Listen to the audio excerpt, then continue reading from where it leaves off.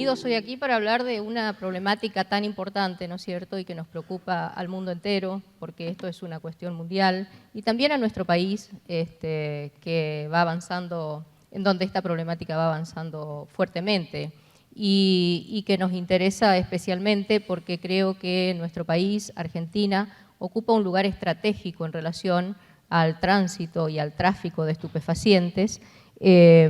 justamente por las grandes extensiones de frontera que lindan con los países o los principales países productores de estupefacientes, que son justamente Paraguay y Bolivia, y con países donde se producen grandes movimientos de tráfico o tránsito de estupefacientes de la cocaína del mundo. Digo que ocupa un lugar estratégico por estas fronteras porque si podemos visualizar nuestra región, está situada, bueno, de alguna manera, digamos, esta frontera son 699 kilómetros de frontera seca que divide en la parte del límite de Bolivia en el límite con Salta, divide a Argentina con Bolivia, con Chile y con Paraguay. Hay unos 250 kilómetros aproximadamente,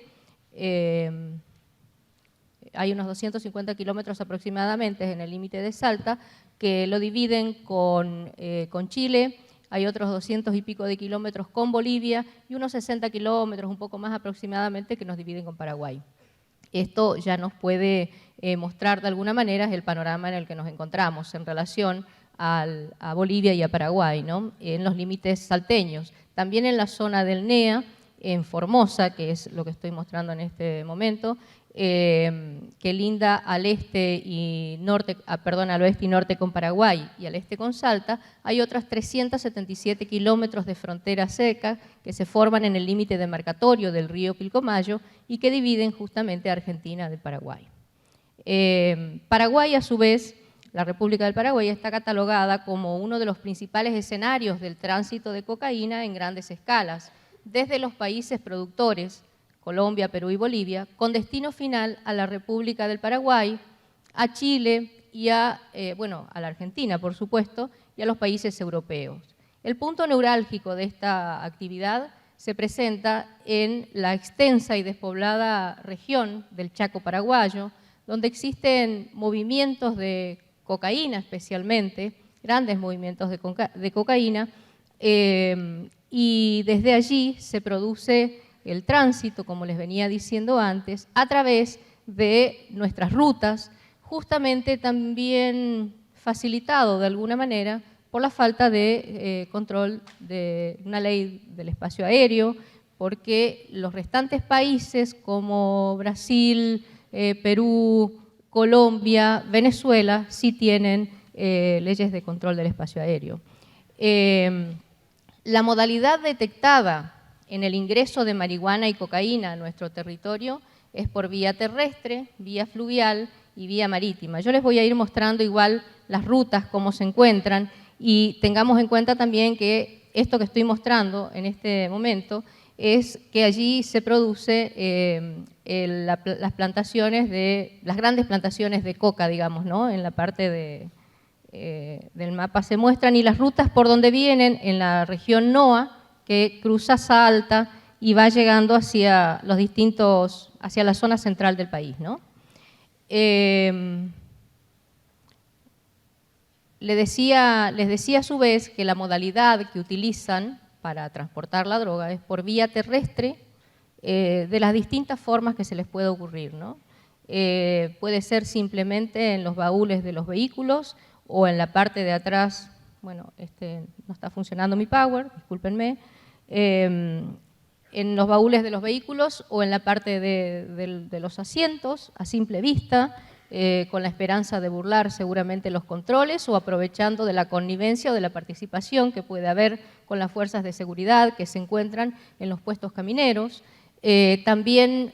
puede venir en los tanques de combustible que se encuentran especialmente acondicionados para traer el material estupefaciente, están divididos, en una parte trae el estupefaciente y en la otra parte el combustible. Luego existen dobles fondos en los mismos vehículos. También vienen camufladas, por ejemplo, polvo de hueso, en camiones que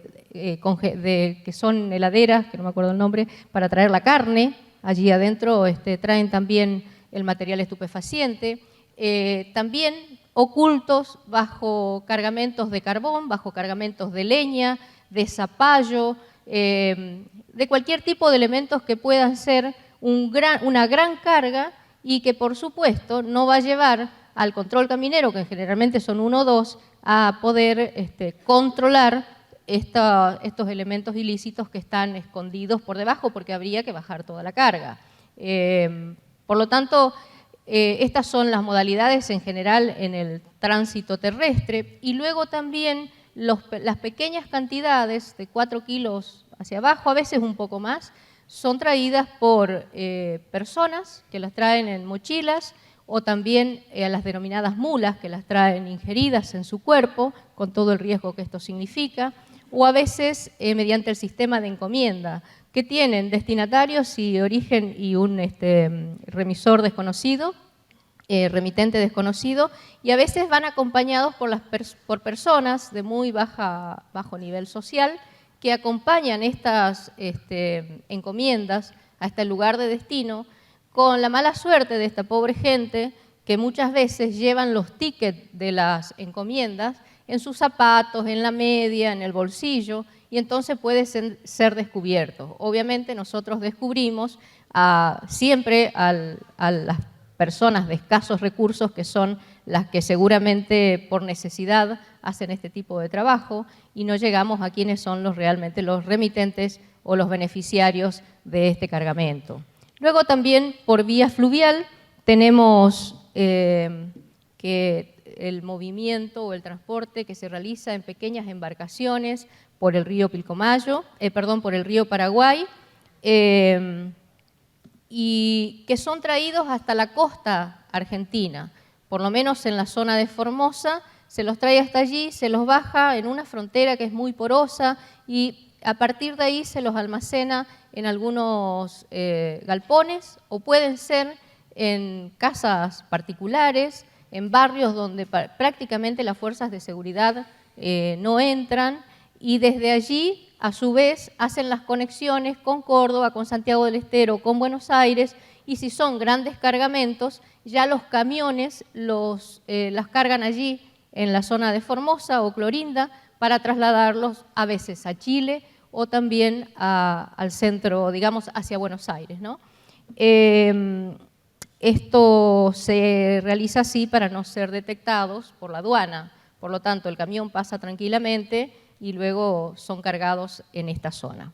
Luego, por vía aérea, a través de aviones de bajo porte que aterrizan en pistas clandestinas de todo tipo. Esto se encuentra, como les decía hoy, beneficiado por la situación normativa en Argentina en relación a la regulación del control del espacio aéreo. Y esta vía o esta modalidad, digamos, tiene dos cuestiones que me parece que vienen al caso, que son tomadas, son un poco mitológicas, ¿no? Y tomadas siempre para llevar adelante grandes discursos, pero que en realidad no son determinantes a la hora de hacer una lucha real contra el narcotráfico. Una cuestión es la radarización. La radarización, ya saben ustedes, que es el control del espacio aéreo. Bueno, yo acá seguía los mapas que les quería mostrar y que en realidad ya lo pasé, vieron que no sé manejar PowerPoint. Bueno, igual no funciona bien. Les decía que en la cuestión de los radares, voy a hablar primero de las pistas clandestinas. Las pistas son técnicamente aeródromos públicos o privados según su destino, que pertenecen exclusivamente al propietario del suelo, al propietario, digamos, y que necesitan autorización para poder operar, necesitan autorización también para instalarse. Esta falta de autorización llevaría a que la misma sea una pista clandestina, por ejemplo. Estos son las pistas normalmente conocidas o reguladas. Ahora, existe un sinfín de pistas, y que siempre se habla mucho de eliminar las pistas clandestinas, que son lugares aptos para el aterrizaje y despegues de aeronave de bajo porte, que existen en prácticamente 1000 kilómetros a la redonda, en gran parte de nuestro suelo argentino, en toda la zona de sabana o de llanura, porque pueden aterrizar tranquilamente en el claro del monte, pueden aterrizar en un camino vecinal, pueden aterrizar, por ejemplo, en un campo recién cosechado. Entonces, cuando se habla de pistas clandestinas, que muchas veces se dice hay tantas pistas clandestinas, es posible que pudiera haber pistas, que cuando se dice pistas clandestinas se habla de pistas medianamente acondicionadas para el aterrizaje, pero que su eliminación como único trabajo, digamos así, me parece que solamente es gastar recursos, porque se elimina esa pista y seguramente a 50 metros, a 100 o a 1000 metros se va a armar fácilmente otra, y que ya ni siquiera requiere ser armado, porque los aviones que vienen a nuestro suelo y que a veces hay hasta 3 o 4 vuelos diarios que tienen autonomía en combustible para hacer un viaje de Paraguay, por ejemplo, hacia nuestro país, obviamente son de bajo porte y pueden bajar en cualquier lugar. Como les decía, nosotros tuvimos un caso de un avión que bajó en un campo recién cosechado de soja. Otro en un camino vecinal, en un camino muy angosto, que se encuentra entre la gran cantidad de redes de caminos vecinales que están en las zonas sumamente despobladas, que a lo mejor a 200 kilómetros a la redonda hay un solo rancho o una casa. O sea que es muy fácilmente que se lleven a cabo este tipo de vuelos. Y por otra parte, también, digamos, justamente por este motivo, es que digo que hablar de la eliminación de pistas clandestinas como único elemento, que por allí se pone mucho énfasis en esto, la verdad que sería imposible. Por lo tanto, la lucha contra el narcotráfico seguramente debe ir por otros carriles. Por supuesto, sí que es bueno, si se está en una investigación específica y se supone que en un determinado lugar va a bajar una aeronave, poder verificar si en estos lugares pudiera haber espacios aptos o si hubiera una pista que ha sido acondicionada en el caso particular, tratar de eliminarla para por lo menos obstaculizarle ese vuelo que va a bajar o en esa oportunidad, porque seguramente que rápidamente cambiaría de lugar y de zona de aterrizaje, porque eso es muy fácil. La otra cuestión es la radarización, que es este control a partir, el control, digamos, mecánico y que está operado por seres humanos. Existen radares cooperativos y no cooperativos y de primera y de segunda generación, ¿no? Los de primera generación son los radares 3D, los radares que pueden detectar la ubicación del vuelo en relación al norte magnético, que pueden ubicar la altura y la distancia. Existen 3 radares y los otros que son los radares cooperativos son aquellos, los de segunda generación, que requieren justamente de cooperación del piloto para poder detectar la aeronave. Por lo tanto, estos radares de segunda generación para nosotros no nos serviría absolutamente para nada en el caso del narcotráfico, porque para identificar, vuelvo a repetir, se necesita una señal desde la aeronave hacia el radar, y eso no va a ocurrir. Entonces, solamente podemos hablar de los radares de primera generación como un elemento útil, uno más de los elementos útiles para la lucha contra el narcotráfico, porque tampoco debemos detenernos en el tema de la radarización. De todos modos, es cierto que se debe empezar por el inicio, por el comienzo, como se dice, y por lo tanto, primero debe haber algo que controle el espacio y que nos dé alguna muestra y algún dato, por supuesto, de lo que está ocurriendo. Y de eso algunas cosas tenemos. Existen 3 radares que funcionan y que son aptos para detectar transporte aéreo irregular o los famosos TAI, que está uno en Misiones, uno en Resistencia Chaco y el otro está en Santiago del Estero. Fabricaciones Militares encargó a la empresa INVAP la construcción de 6 radares que según la información que tengo, por supuesto, del Ministerio, que se tendrían que estar construyendo en un periodo que no va a ser muy inmediato, va a llevar unos años para la construcción. Uno de ellos estaría destinado al norte argentino, como es obvio, porque es la zona más sensible. Pero de todas maneras, los radares que existen